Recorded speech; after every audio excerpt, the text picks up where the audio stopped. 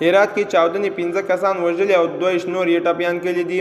سلام ستړي مشئ، وخت مو پخیر. په لوی افغانستان چینل کې د تا ښه راغلاست وایم. د نویو تازه خبرونو لپاره در سره لوی افغانستان چینل سبسکرایب کړئ. هرات کې چاودنې 15 کسان وژلي او 2 نور یې ټپیان کړي دي. د افغانستان په هرات ولایت کې ځایي مازدیګر مهال د لوبو په یو ډګر کې چاودنه شوې ده. هرات کې روغتیایي چارواکي وایي چې په پیښه کې 15 کسان وژل شوي او 12 نور ټپیان شوي دي. د هرات مرکز روغتون مشر ډاکټر عارف جلالي رسنیو ته ویلي ښایي د مرګ ژوبلو شمېر لوړ شي. رپورټونه وایي چاودنه د هرات ښار په 12مه ناحیه کې داسې مهال شوي چې ځوانان په لوبو بوخت وو.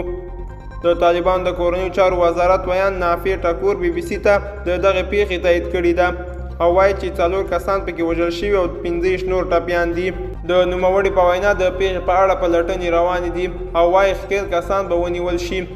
تر اوسه کومې ډلې د دغې پیښې مسؤلیت په غاړه نه ده اخیستی.